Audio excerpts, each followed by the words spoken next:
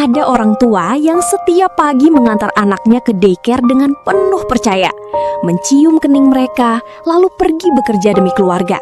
Tapi mereka tidak tahu, di balik pintu yang tertutup itu, anak mereka justru mengalami kekerasan. Kasus ini terjadi di Yogyakarta, di sebuah daycare bernama Little Aresya.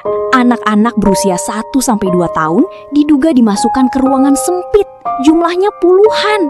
Sebagian hanya memakai popok, dan ada yang diikat agar tidak bergerak dan tidak menangis.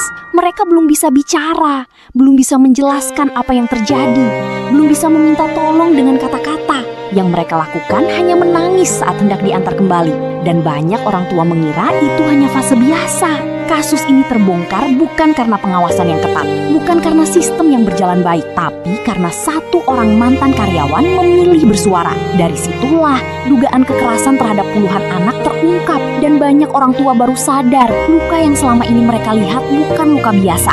Dampaknya tidak hanya fisik, banyak anak menjadi trauma, takut pergi ke tempat baru, tidak mau jauh dari orang tua, dan kehilangan rasa aman di usia yang sangat kecil. Ini bukan hanya soal satu daycare, ini soal pentingnya pengawasan, transparansi, dan perlindungan anak, karena anak kecil belum bisa melindungi dirinya sendiri.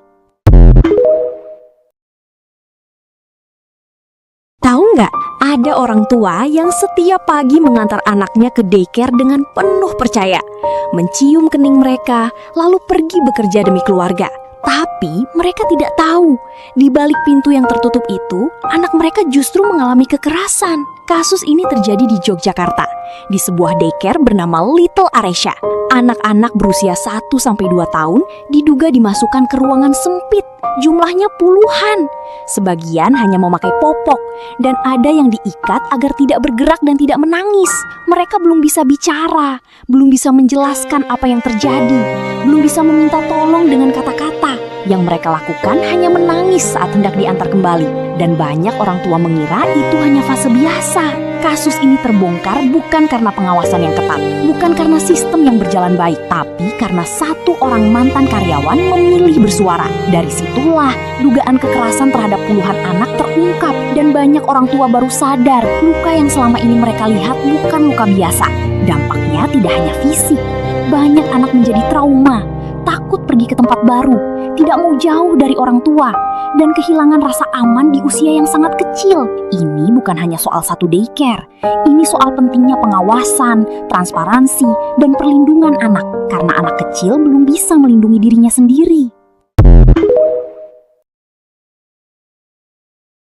Tahu nggak, ada orang tua yang setiap pagi mengantar anaknya ke daycare dengan penuh percaya, mencium kening mereka, lalu pergi bekerja demi keluarga. Tapi mereka tidak tahu, di balik pintu yang tertutup itu, anak mereka justru mengalami kekerasan. Kasus ini terjadi di Yogyakarta, di sebuah daycare bernama Little Aresya. Anak-anak berusia 1-2 tahun diduga dimasukkan ke ruangan sempit, jumlahnya puluhan. Sebagian hanya memakai popok, dan ada yang diikat agar tidak bergerak dan tidak menangis.